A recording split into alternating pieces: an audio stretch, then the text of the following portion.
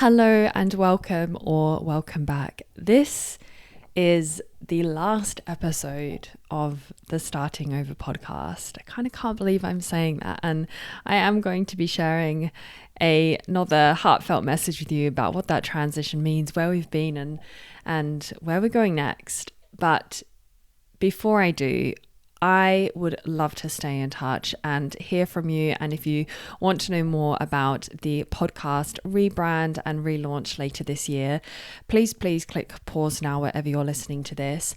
Jump over to the link that you see in the description, pop in your name and your email, and you will not only have access to a bonus where I've had the top 15 all-time favorite episodes of Starting Over in an easy to access playlist for you. You'll also have some other exclusive bonuses to be announced very soon. And aside from that, I genuinely love staying in touch and hearing from you, hearing who is listening to these episodes from many corners of the world. Now, starting over, it has been a journey, and the guest on the podcast today, Eric Zimmer, really epitomizes what starting over is all about. You know, going through a difficult chapter in life, overcoming it, learning from it, moving forward, making those steps into being the best version of yourself, which of course is an evolution and an ongoing process. Now, for those of you who don't know Eric Zimmer, before being the host of one of the biggest, most successful podcasts in the world, The One You Feed, which has over 30 million downloads, has won a host of awards, Eric was homeless. At age 24, he was addicted to heroin. He was facing long jail sentences, and he went on a huge healing and self-development journey. Now, fast forwarding those 30 years, he hasn't only built that hugely successful podcast, he is a well-established behavior coach who has helped thousands of people worldwide to make these lasting changes and build habits that support your goals. Now, on the episode today in particular, we talk about Eric's own incredible, inspiring journey of transformation. We talk about the power of small, consistent actions, the consistency in action, not the intensity in action, that truly leads to our own personal transformation, as well as some practical advice on how we can cultivate such habits that lead to this lasting change. So if you are looking for inspiration, motivation, or actionable strategies to improve your life, this conversation is a must listen. And here is his story in his own words. The short version is at the age of 24, I was a homeless heroin addict. I weighed 100 pounds. I had hepatitis C, and I was charged with multiple felonies that were looking like I might end up in jail for up to 50 years. So that's kind of, I clearly was not listening to the whispers of life before that. And, you know, it took multiple bricks to the head, I think, for me to get to a place where I was able to change things. Of course, I always say that it's more than just bricks to the head. It's also, you know, for me, it was a combination of like real consequences and real problems, but also a clear path of hope, right? If you just have one without the other, if you just have consequences, that's pretty dark and despairing. It is. You're no longer 24. I'm How not. old are you now? 54. 54. So tell me, the 30 years after, because oftentimes media, movies would make us believe that change happens overnight and we can have these resounding epiphanies or enlightenment moments. And I think the reality is it often isn't that.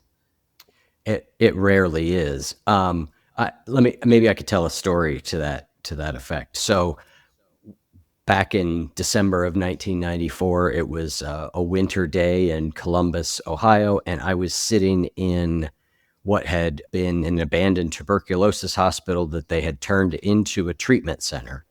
And I was there for detox with no real thought of totally getting sober.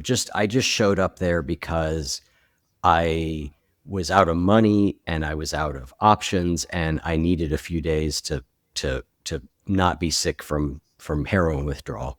So I went and they said to me, "Hey, we think you really need our long-term treatment program." And I said, I don't think so. And I went back to my room. And I had in my room what we refer to in recovery often as a moment of clarity. And I saw that I was going to either die or go to jail soon if I kept up what I was doing. Hmm. And so, if you were going to film the movie version of my life, this would be a pivotal scene, right? But that pivotal scene only takes on any meaning because it was followed by thousands of little small decisions, little small choices, little small actions that nobody in their right mind would put in a movie because it would bore you to death Boring, over time, exactly. right? But Yes. that epiphany moment only has any meaning because of what I did that followed it. If I hadn't done those things, it would have been any number of other moments up till then where I thought, God, I just got to stop. I can't do it. That ultimately never went anywhere.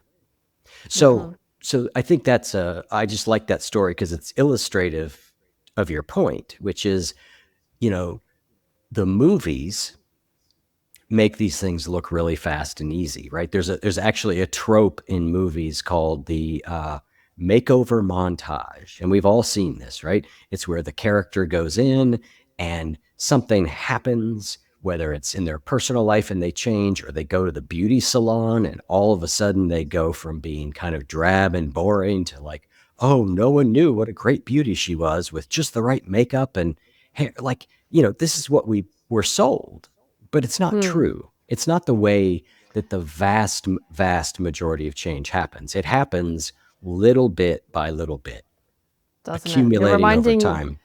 You're reminding me of a film that I love, by the way, Miss Congeniality, which I think is exactly what you described. She goes in and she has a makeover, comes out. I think Teenage Me loved that. So thanks for the Hmm. nostalgia. But you're right. It's the dramatically unsexy reality that change happens step by step. Yeah. And I have certainly found myself in the position on my own healing journey, my own self development journey, that I want it to go faster and I want a quick fix. And I want to be like, okay, I'm done with this now, right? Yeah. This story is done. And I think so many of us find ourselves in that position at some point along this path where you go, how is it that I'm still getting triggered in those situations? Or how is it that I'm still not able to act differently? And I Hmm. think it's in those moments where your choices really matter. They absolutely do, and I think that there's a way of looking at that is slightly different that I think can be helpful. And there's a narrative that says that our healing journey would be sort of just a straight, linear, up and to the right chart. Just keep getting better, right? And I don't think that that's accurate in any way. Maybe if you zoom out far enough, that's the way it is. But if you zoom in far enough, there's a lot of up and down. But there's another metaphor that I think is helpful, and it's of a spiral staircase. And if you think about being on a spiral staircase, imagine there's a big picture on the wall, right? As you come around the spiral staircase the first time, you see that big picture. And that's, imagine that's your situation. That's the thing that you wish you could react differently to, that you wish you could, be different around, right? You're going to come back around to that thing again and again and again. But ideally, you're on a slightly higher level than you Higher were last perspective. time that you got Hmm. there, right? And so that means that, you may not be to the point where you just very quickly can suddenly be like, when my mom says X, Y, and Z, I don't get mad at all, right? It's very possible that when your mom says X, Y, and Z for your entire life, it will irritate you. But you'll be able to deal with it from a slightly higher perspective each time. Now, again, that ignores the fact that if you happen to be particularly tired and have not eaten that day, you're not going to be at a higher level than you were last time. You might very well be at a lower level. But it points to the fact that we think that these difficult things are going to vanish, and they typically don't. But how we respond to them does change over time, not as fast as we would often like, but we can usually, if we look, see some change. Even if the change we see is that I see a choice that I didn't see before, I may not be able to enact that choice yet, but I see it, and I didn't used to see it, right? And I think that can be a comforting way of relating to those things that seem to not be going anywhere. Do you have an example from your own life where if you look back, let's say 5 years ago, you're like, wow, I have a different perspective on that now. I can see that through a different lens, or exactly what you're saying there with the Carl Jung kind of spiral Yeah. upwards.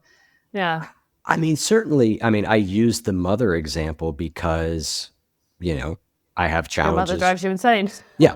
I hope she's not listening to this. But she's had a lot of the challenges that I've had, she has had.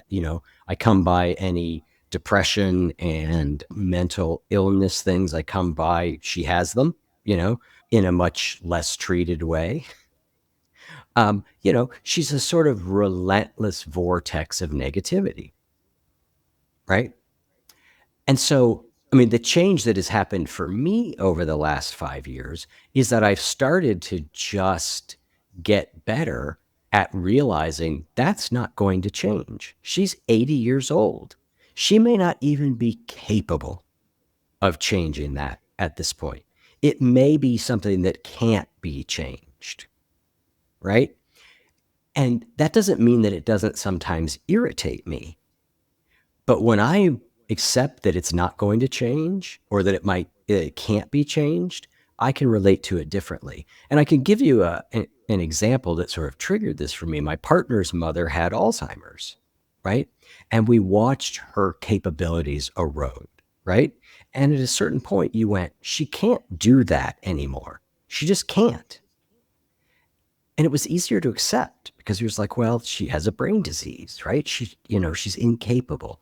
Well, when I started to look towards my mother in that way a little bit, not that she has Alzheimer's, but to say, you know what, she suffered depression for how many years, right?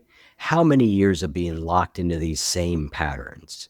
You know, how can I stop expecting that she should change and try and accept her how she is and have a little bit of compassion? It changes my overall experience of it. It doesn't mean that I Absolutely. love it. Sometimes it still drives me up the wall, but not to the extent that it did. Such a powerful statement, an idea there. And I think something that I try to do, especially as you're speaking to the negativity vortex, or people that are manipulative or unhealthy characters that would potentially bring you down, I think I try to adopt the idea of distant compassion. Yeah, And by that is because there are certain people that we need to set boundaries with in order to protect ourselves and our own energy. hmm, But by also still having a compassionate gaze, it somehow feels better. I think you're more likely to be more compassionate with yourself as well when you can be absolutely. compassionate with other people. So that's always a good training ground. So yeah, I think those two things often go hand in hand. Yeah, I think the close relationships in our life are difficult to sort out because there are some times where it's like, yeah, I really do need to just like lots and huge amounts of distance, right? And I have, to me, what feels like a reasonable amount of distance. And my mother has also been older and frail and needed a certain amount of care that I felt like um, aligned with my values to give, right? So I wasn't comfortable just being like, well, this is difficult, I'm just going to cut it out.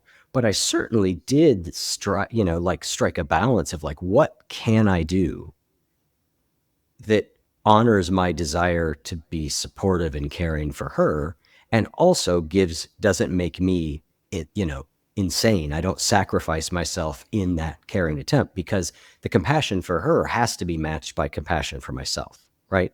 And so, yeah, these things are often very, very complicated. I think you mentioned, a relationship in your past where it sounds like the only reasonable thing to do is to like cut that, like this, you know, very destructive. And there are cases where that's the case.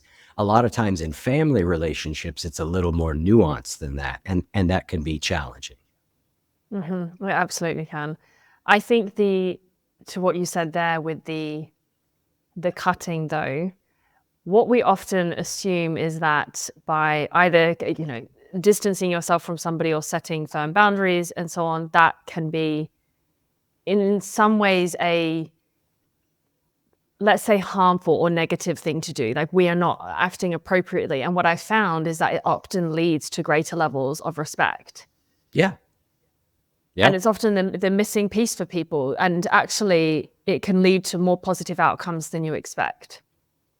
Yeah, absolutely. Yeah. I mean, boundaries often, what's that saying, fences make for good neighbors, right? Like it's some old phrase, but sometimes that is absolutely true. Yes, it is. So you have a podcast where you speak about an old parable about two wolves at battle within us. Can you explain what that parable is? Sure. I mean, I can't tell you where it comes from. There are people who believe it's a Native American parable. There are Native Americans who insist it is. There are other Native Americans who insist it isn't. We don't really know where it comes from. But the parable, like you said, is fairly basic, right? In it, there's a grandparent who's talking with their grandchild, and they say, in life, there are two wolves inside of us that are always at battle. One's a good wolf, which represents things like kindness and bravery and love, and the other is a bad wolf, which represents things like greed and hatred and fear. And the grandchild stops, they think about it, and they ask their grandparent, well, which one wins? And the grandparent says, the one you feed. So that's the parable. I picked it as the parable as the way to kick off the show 10 years ago. So I've read that parable to, I don't know, I have no idea now, 650 guests or something, some crazy amount. Um, So yeah, that's the parable. Hmm. So much wisdom in that. And I had only ever come across that, interestingly, through your own podcast. And I did want to raise it here because I think it's not something that many people have come across. And it is beautifully simple and shows us really the path to living a good life, because I do think that so many of us will identify with that idea that we do have those two sides, and it can be, I think over time you see the consequences of how much you stay in one versus the other. Yeah. Yeah. I think it's a parable that, at least in the US, has become a little bit more well known over the last number of years. And there's things I love about it, and there's some things that I don't like as much about it, as I've spent as much time with it as I have. I mean, I think the things I like are kind of what you point to.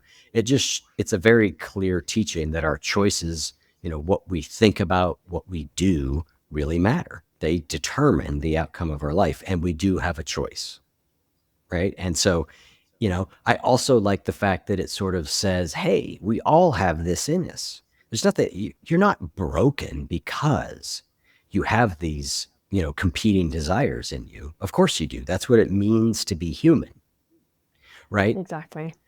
The thing that I don't like about it as much is that if people take it too literally, they will begin to think that negative emotions are the bad wolf. And they're not necessarily, right? Because negative emotions may have something to tell us that we need to hear and learn, right? So in that way, I always sort of, you know, caveat it a little bit to say, like, hey, this is not to say all negative emotion is bad, right? Um, Yes.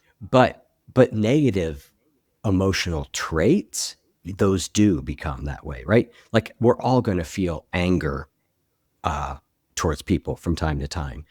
That's different than becoming an angry person.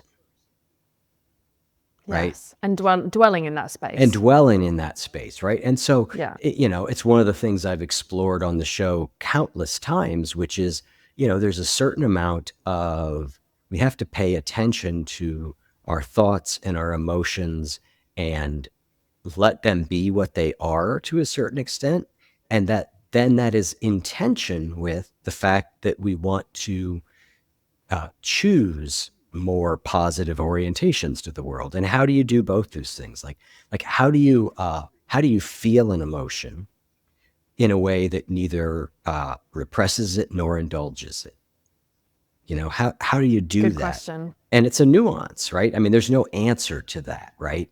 Because depending on the emotion and the situation, it's always going to be a little bit different. And knowing yourself, right? Like I know we all tend to have a negativity bias, right? I might have a slightly higher than average negativity bias on some level, although I'm also kind of optimistic. But day to day, I know like I need to push myself a little bit more towards looking for the good. That's my Mm. disposition, right? There may Yes. be other people that are too Pollyannish and they would do well to, you know, pay a little bit of attention to the negative emotions that arise in their life and listen to them a little bit, right? So there's no like go this direction or that direction. It really depends on who you are and what your characteristics are. Yeah.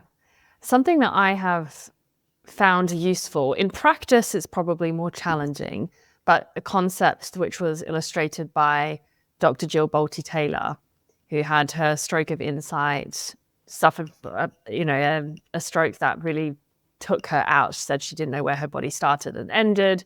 She's a neuroanatomist at Harvard and was investigating kind of, well, in many respects, how our brain works and emotions. And she speaks about this 90-second rule. And it is that our emotions are experienced physiologically in our body for 90 seconds only, providing that we don't attach more thoughts to them.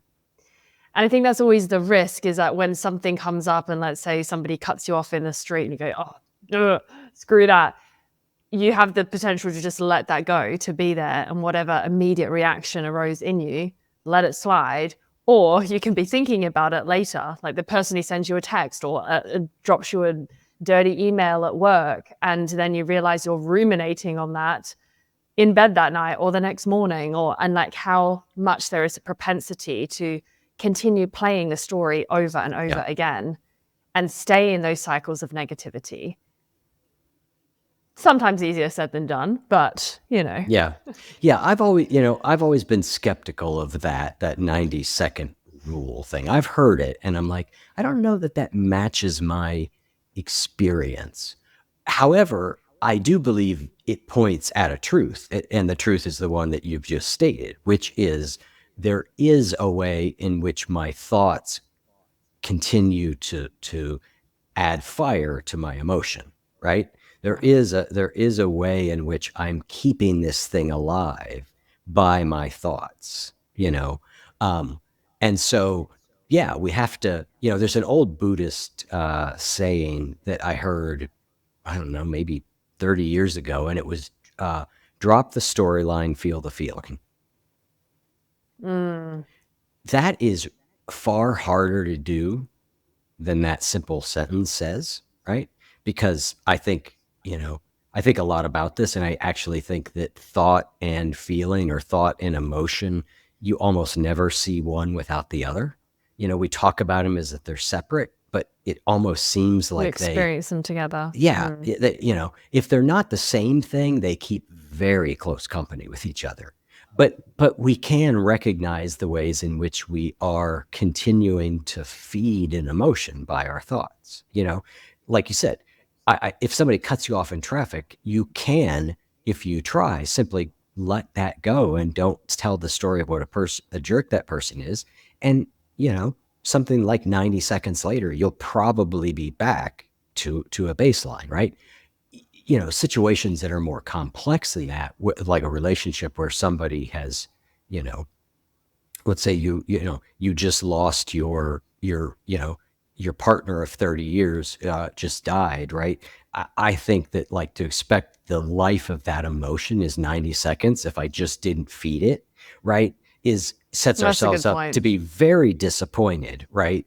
You know, and to really be hard on Yes. ourselves, right? Like there's a complexity of some of these things, but nonetheless, the underlying insight is a good one, which is to what extent can I feel the emotional energy that's happening in me, recognize that that is real always, but the story I'm telling might not be, right? The story is interpreted almost always, Yes, you know, exactly. Good. but Yeah. the feeling is not. The feeling is real, you know. Hmm.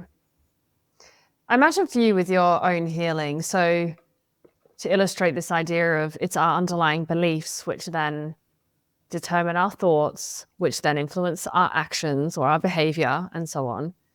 At what point for you in your own journey did you have to dig deep and look at beliefs that you were holding about yourself in particular? Well, I think that that chain of causality you talked about is actually more bidirectional than we might think. Meaning, I referred to myself for years as a behavior coach. And the reason that I did that was because I learned a phrase early in my recovery, which was sometimes you can't think your way into right action. You have to act your way into right thinking. Right. And so what that's pointing to is that a behavior actually can change how we feel or how we think. Right. These things can be bi-directional. Right. Now, of course, it's completely true that an underlying belief influences how we interpret a situation, which then will oftentimes interpret how we behave. And sometimes that's the place to intervene, right? But sometimes, like for me, there was a period of time, particularly, I got sober at 24 as a heroin addict. I stayed sober about 8 years. And then I went back out and I began drinking, but I didn't go back to heroin. And a few years into that, I had to get sober again. And all the things on the outside of my life were fine. It's just the inside was I could tell I was sick as I had been before. But for whatever reason, that time, the desire to drink did not go away for something like 6 to 8 months. It was just relentless. And so if I had waited until that feeling to change, I might not have ever made it, right? I changed my behaviors, right? Yeah. That said, absolutely looking at our beliefs and our thinking is a huge part of to me, healing work, right? It's critical that we be able to interrogate these things. And one of my favorite questions, it's a very simple question, is what am I making this mean?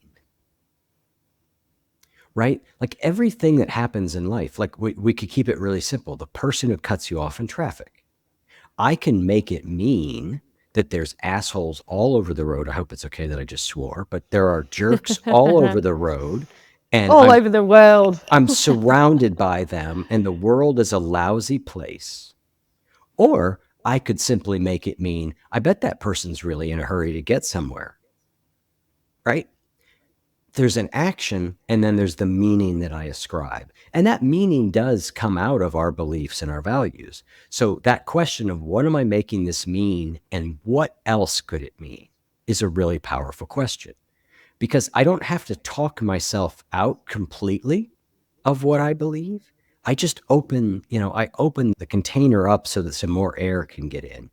Well, it could mean that, but it could mean this. I had a call today with a guy who reached out to me, and he's part of a Habits That Matter program that I run, and he asked if he could have an hour of my time, and I said okay. So he described that the last few years, one parent has died, the other has been really sick. His relationship, his marriage ended, his career, he walked away from. He was like, I'm either in a period of amazing opportunity and rediscovery or a complete collapse, right? Yes. And I said, well, those are both true from a certain angle. You could make the case for either of those things. But one of those views is far more useful and empowering than the other, right? You're making up the meaning either way. Either way, you are making that meaning up because we don't know. So if you're making up the meaning, why not work on making up meanings that are more empowering and useful? Such a great point. And I think it shows what we said earlier about the propensity for negativity or otherwise, and why that could be so much more helpful to have a more positive outlook. Because I think if we continue arguing for what isn't working or what's impossible, that will ultimately become a self-fulfilling prophecy. And that will be the lens through which we interpret all of our experiences. And when you start anticipating success, or when you anticipate something positive to be born out of difficulty, we often end up taking more meaningful action. Yes. That's the thing, because we're not feeling like we're just there with a whip against our back, or we are demotivated or letting everything collapse and fall around us. You know, I witnessed this so distinctly with me, and that's not to say that it's permanent. I think you have to really work to apply this in different areas of your life. But when I had the breakdown of my first relationship, you know, I had a son with this person, and I was in the position where I thought, wow, that is not how I interpreted my life. That was not the dream that I was sold about what my first marriage would look like, my family life. It's completely different to everything that I could have possibly imagined. And yet I was faced with that reckoning of, well, how am I going to interpret this now? What is the meaning that I'm going to give to this situation? And I realized that for me, and this is why this podcast was born too, with the starting over and starting afresh and being uplifting and positive. It's like, wow, no, I have this whole new beautiful chapter of life in Switzerland, a complete change, a new canvas. What is the field of possibility? Like, what is possible? Yeah. And it is so liberating.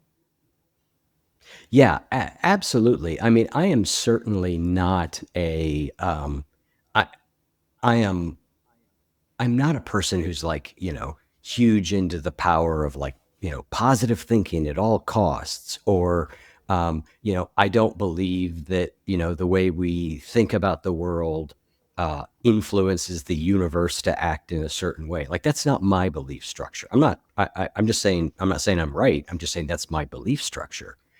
And yet, what you said is completely true. The view that I take of the possibilities will greatly change both the spirit in which I interact with my reality and the things that I do or don't do. And that absolutely moves the universe and it moves my life, right? I don't think there's this mystical component to it of magic. I think it's very practical and simple, right?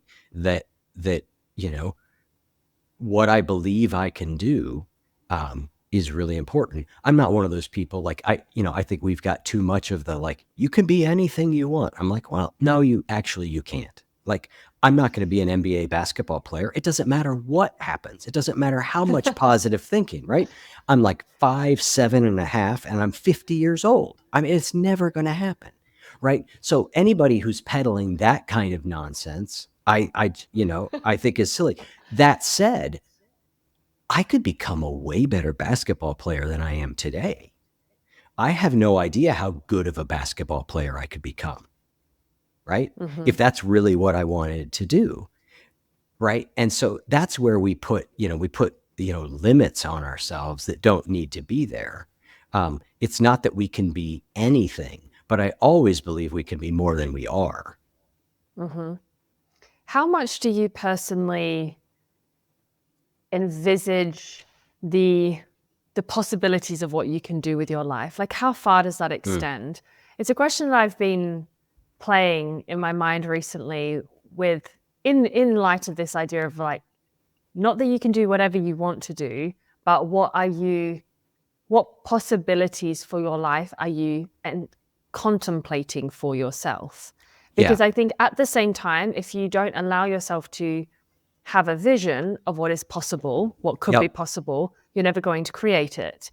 So there has to be a part where you do envisage something happening in your life. And how far does that go? And I'm curious because I think there are some people who perhaps have a lot of limitations on what is possible and immediately shrink their Yeah. world, as opposed to extending their vision and cultivating the courage to go and achieve that thing, to make that happen. Yeah. It's a great question. I'm not somebody that does a lot of like visualization. Like I don't sit around and visualize where my life could go. What I more do is watch for unnecessary limitation. And actually, there's a lot of science that seems to indicate that visualization is actually really powerful. So I'm not putting it down. I'm just saying Yeah. it's not something I personally do much of. But, for me, it tends to be like I can give a couple concrete examples, right? Like I started this podcast 10 years ago.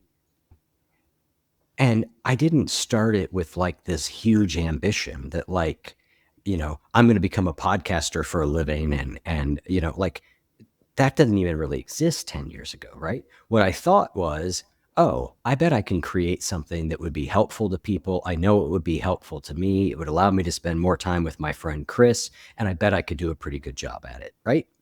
And then at some point in there, I started to see like, oh, maybe I could make a living doing this. So then I had to open that up as a possibility. I had to be willing to say, I want that. I don't quite know how I'm going to get there, but I want it. And I believe there's a path there. So now I start orienting towards that. Right. And, and then, every time I start to sort of confine myself, like, I remember I don't know how long ago it was. 5 years ago, I was able to leave my corporate job and do the podcast full time. And about a year and a half into that, I felt like we were really kind of stuck. Like I was like, we don't seem to be growing and I seem to be kind of burning out. And so I hired a business coach. And I mean, one of the things that he just kept doing was sort of, he gave me two really key things, one of which was this sense of like, there's more possible here than you think, right? You're limiting your possibility based on what you can see. And the reality is there are things that can come that you can't see, right? And he would make an example like if I had told you 6 years ago that you would be making a living doing a podcast, you would have thought I was insane. And I would have, right? Before I started doing it, that was nowhere on my realm of possibility, right? And so, from there, then, we were able to sign a good network deal with iHeartMedia, which changed a lot of things for us, right? I didn't see that, 2 years out. Recently, over the last couple of years, I began thinking about writing a book. And I'm not sure that I'm good enough to write a book. I'm not sure, but I went, you know what? It's possible. It could happen, right? I'm not going to limit myself. And so I began doing the work, and that led to getting an agent, and the agent led to collaborating with me on a proposal.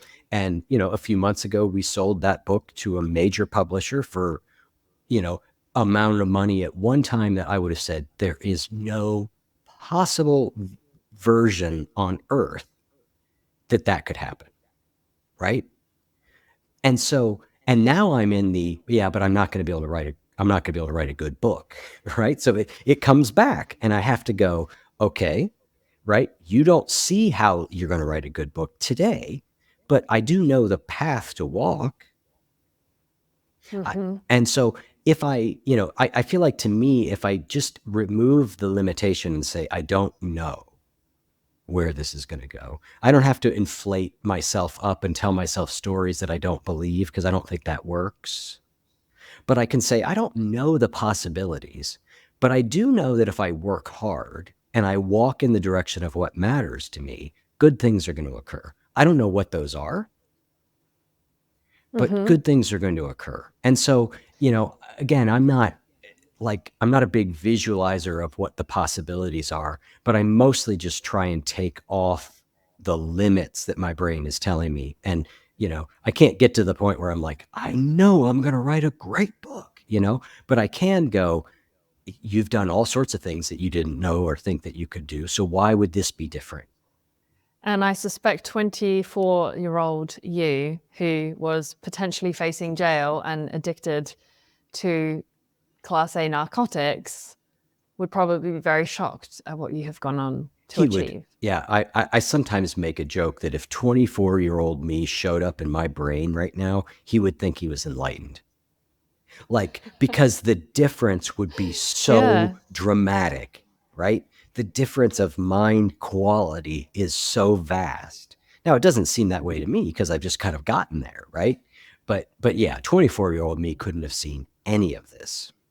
And that is the beauty of reflection too, and the beauty of the small steps in the right direction. Yes. And accepting that change does take time and often longer than we want it to. So there's something beautiful and embracing the patience. Yeah, absolutely. This book that I told you about, I mean, the core idea of the book is that little by little, a little becomes a lot, right?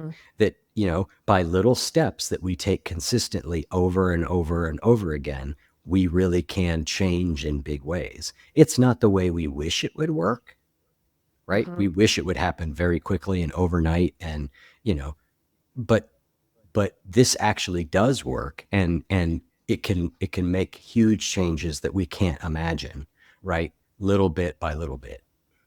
Doesn't it? You said before about walking in the right direction and not necessarily having a fixed goal or a desired outcome, but trusting that the combination of effort, dedication, and some sense of direction will get you to where you want to go.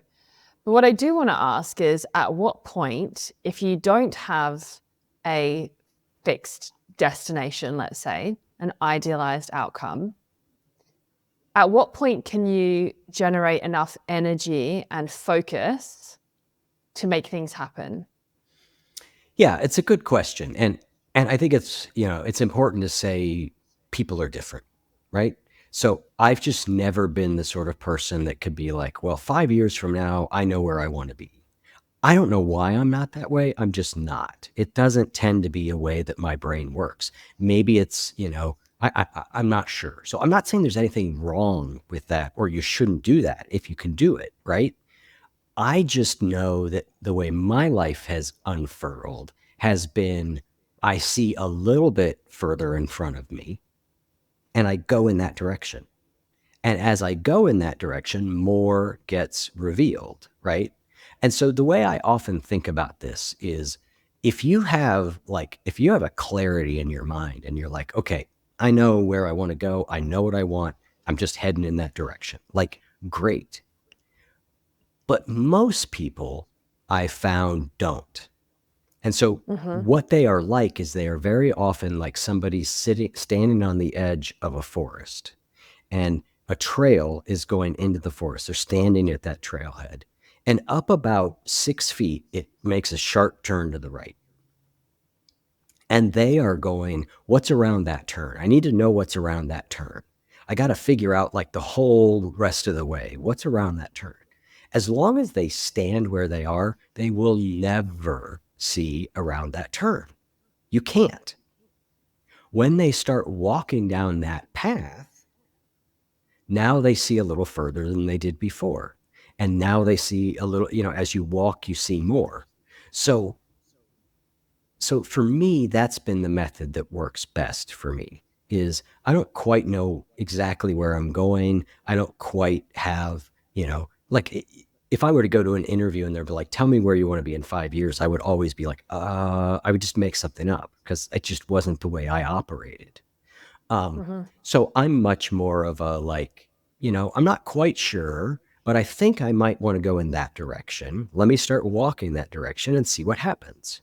And then as I go, I am able to go see a little bit further around that curve, and I may go, oh, I like where that's going. So I want to get over to that bench over there that I can now see. So now I'm going to march right at that bench because I can see it. I think for a lot of people who might be reflecting on ways in which they want to make changes in their life, let's take a career example. They want to pivot into something that is potentially a different profession, even. It's not just the logical progression of where they're currently at. Yeah. But at what point do you kind of pull the plug and make the leap and trust that things are going to work out and continue walking in that direction? Because I think the risk for a lot of people is that you either don't do it because the leap is too scary, that you just are like, okay, that this is such a left turn, it's such a big risk, I don't want to do it. Or you kind of don't go all in and you don't give it the energy that it requires because you're teetering. You're going, Yeah. oh, maybe this is it. And you give that half, and then you give a bit of your energy elsewhere and a bit elsewhere. And that doesn't usually lead to the desired outcome either. Yeah. I can only speak to how I've dealt with those challenges when I faced them, right? At a certain point, I was in the software business. That ended up being the career that I stumbled/lucked into as a heroin addict who I never darkened the doors of a college. I just got lucky and found my way into a career that turned out to be relatively wonderful. And I worked in software startup companies, but I hit a point where I was like, I want to do something different. And I decided that I was going to start a solar energy company. Now, I have all sorts of advice about starting a company in a business that you know absolutely nothing about. However, I decided that's what I was going to do. But I was in a dilemma, and the dilemma was I have, 2 kids that are under the age of 10. I'm the primary breadwinner here, right? Like, I can't quit my job and hope that this solar energy company materializes. I mean, I guess I could. You can do anything you want. I could have made that choice. It's just not one I was willing to make.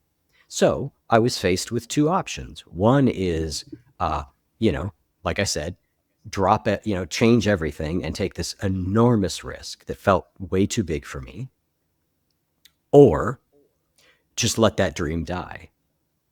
And instead, I chose sort of a middle path. And the middle path for me was I kept my software business, or I kept my career in the software business, but I also worked really hard on trying to see where this solar energy company might go.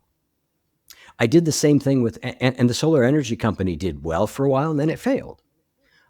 I did the same thing with the podcast. I was like, well, I really want to do this thing, but I'm the primary breadwinner, and I got kids who are coming up on college age, and, I want to be able to take care of that.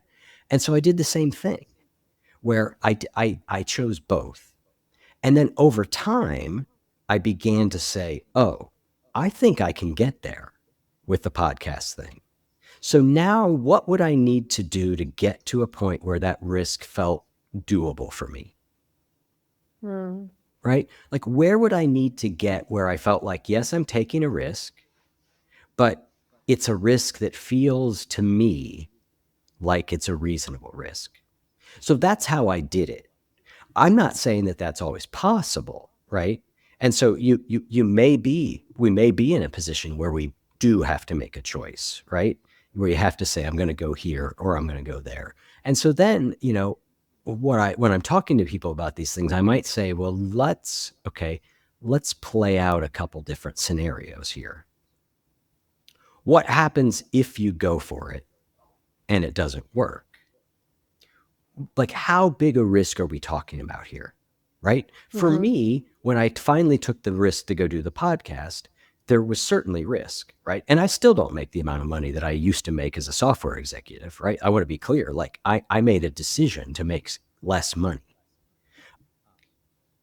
But I went, you know what? If this just absolutely doesn't work, I will be able to go get another job as a software executive. Like, the risk is temporary. There'll be a period of time where I'll struggle financially, but it's not going to be ruinous. Right. So I knew what my sort of backup plan was. I saw what the level, what amount of risk I was taking. I'm not going to end up homeless. Right.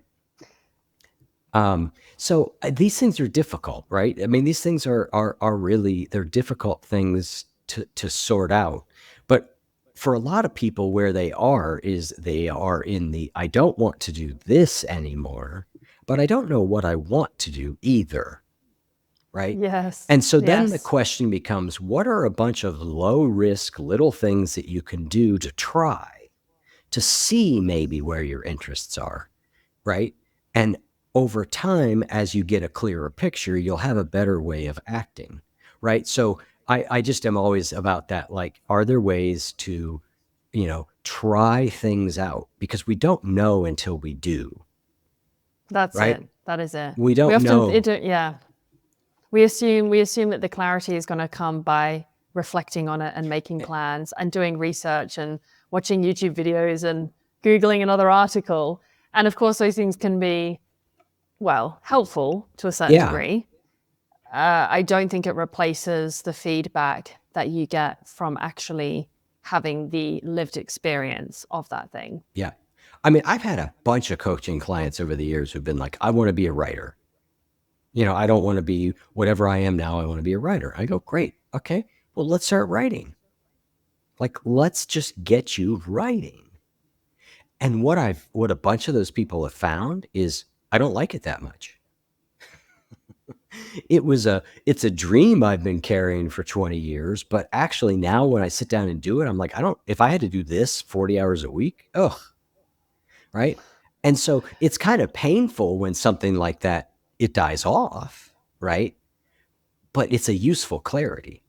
Right. It's a useful clarity because it's just we go, okay, well, that's not the direction. What might be the direction? Exactly. If you had to give people some of your best advice around how to make a lasting change as it regards to our mindset in particular, what would you say?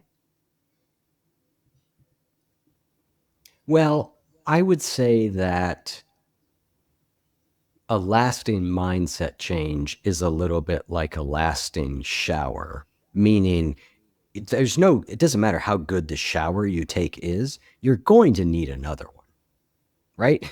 You're not going to get clean once and for all. If you just get the right shower, all of a sudden, I won't need to take a shower again in 3 days. Right. So a lasting mindset change, I don't think it happens that way.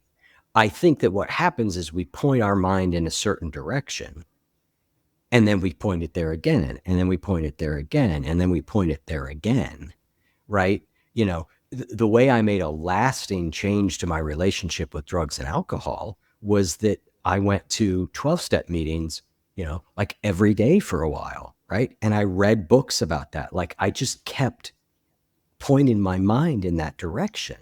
And eventually my mind was sort of just pointed in that direction. Right. Yes. So, it's why it's back to where we started. We overestimate the epiphany and underestimate the follow-on diligence, right? So for me, like, let's just say that what I want is I'm a Zen student on and off, right? And let's say I'm looking to have a better sense of the beautiful in the ordinary, right? Like, let's say that's a mindset change I want, right? Well, what I need to do for me, what I would do is I would say, well, first thing I'm going to do is I'm going to read a little bit every day about that idea because it's going to keep reinforcing it, right? And then I'm also going to have to practice that every day. I'm going to have to practice looking for, well, this looks ordinary, but what's beautiful here? Right? I'm going to keep doing that. And over time, my mind will orient more in that direction. And yet, depending on where you are in your life, you may be, if you're my age and you're making that change, right?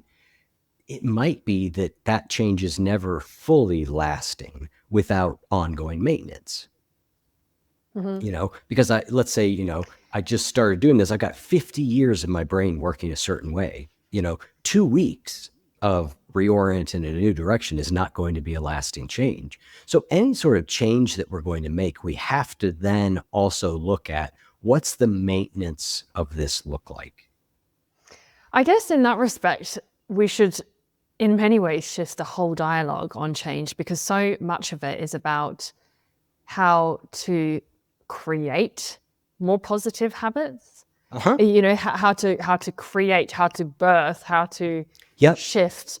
And I think there is less spoken about what is the step C, D, E, F afterwards. Absolutely. I think that there are two types of people, right? I've noticed this. I've had two different types of people come to me. One are people who cannot seem to make the initial change at all. And there's a set of skills oriented around that, right? The second falls far more into the category of they'll say something like, I never stick with what I start. I never finish what I start. They're the people who say, well, I was doing well. I was exercising for a month and I felt really good, but then I just stopped doing it. And that's happened to me again and again and again. What that tells me is that person knows how to initiate a change, but they don't know how to maintain it. So that's where the skill we need to build is.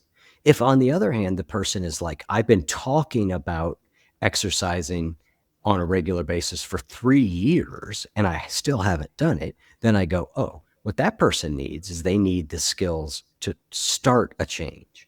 And they're different skills.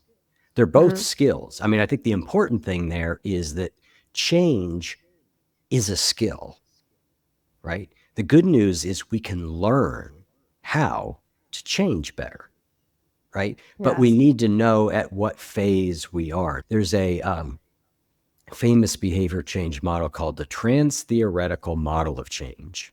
And it posits that there are 6 different stages of change, from the very early stage where you are even barely aware that a change needs to be made, all the way through to the maintenance phase. And what they will say is, you know, you need to know where you are in there, and that there are a set of skills that are specific to that portion of the change.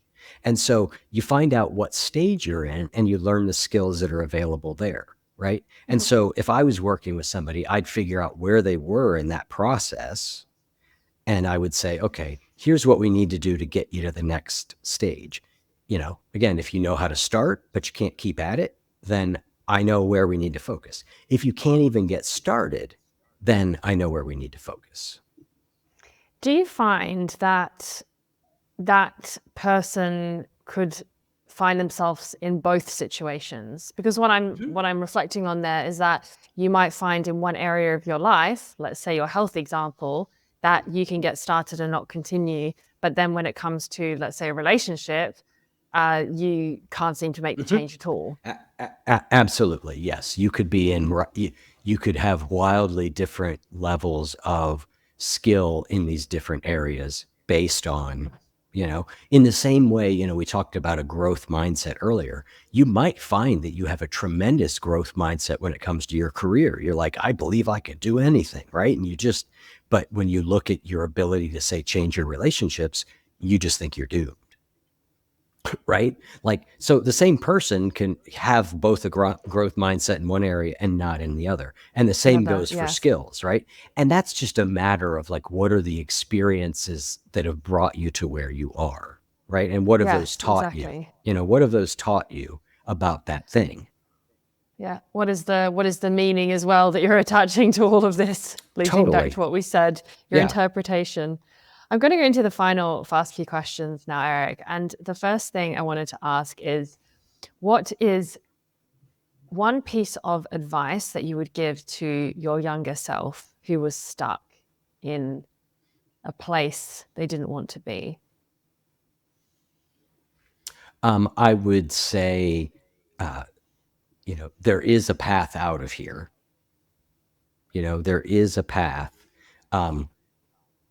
Find some people who know how to do it and start walking. I mean, I think it would be sort of that simple. It would be, things can be different. You have to believe that, and there are people who can help you. Why don't you try and find them? Yeah, that's a good one. Second, what is something that you used to believe that you no longer believe about yourself in particular?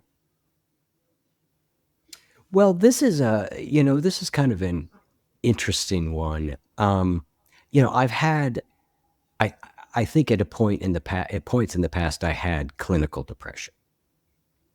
And I think that I believed that for a long time that I still had it. And now I'm not sure that that's true. And you might say, well, why is that important? It doesn't really matter. But it actually does matter, right? The way I frame that challenge up actually really does matter. And one That thing you never had it? That you think you had it and you didn't, you mean? Oh no, I had it. Right. The question is, do I still have it? Right? Right. Is it still a battle I face? Right? Because one thing that I've noticed is that for me, depression and tiredness are virtually indistinguishable from each other. And so, but that makes a big difference. If it's at 9 at night and I feel sort of low mood, if I say I'm just tired, then what do? You just go to bed, right? You don't make a big deal out of it. On the other hand, if I say I'm depressed, well, that calls for a little bit more examination, right? That calls for, do I need to do this or do I need to do that? Or, and so what I call it actually matters. So for me, that's been an ongoing thing of reevaluating that label and diagnosis. Interesting. Yeah. Because labels and diagnoses can be really, really helpful until they're not, right? They're really, really helpful often early on, but at a certain point, many of them become limiting, right? Like the diet, the label of alcoholic or addict, right? Like in the beginning, that was extraordinarily liberating for me because it pointed out what was happening, what was wrong, and what to do about it, right? And it was hugely helpful. And at a certain point for me, that began to become a little bit of a limiting thing, right? Because there was a certain set of beliefs, particularly in certain 12-step groups that I was in, that meant all these other things about you. And what I realized was like, no, it doesn't. What it means No. is I can't successfully drink alcohol. I probably shouldn't do that. But it doesn't say much more about me than that anymore. No. Such a good point. And I do definitely agree that we should be careful with labels, both that we give ourselves and that we give to other people as well, Yep. because it often leads to a lot of unnecessary judgment and categorization as well, Yep. and limitation ultimately. Because going back to what we said about the mindset, I think we often lean towards a perspective that something is fixed. Yeah. And that there's some intense flaw in yourself as well. Yep. And that never leads you down to a good path. Usually not helpful. What is the final message that you'd give to listeners here who are on this healing and self-development journey? I mean, I guess I just go back to where I started, right? Little by little, a little becomes a lot. Like that's, like just continue to take positive action in the direction of what matters to you, little bit by little bit. And just recognize that, that process is ongoing. We don't generally hit an arrival point with this stuff where it's just like done. Like I made the joke about the shower. Like, I'm probably I'm going to need to continue to take showers. And if I want to be in good shape, I'm going to continue to have to work out, right? Like our mind isn't different. Great point. Eric, thank you so much. It's been a pleasure. Thank you, Shannon. I really appreciate you having me on.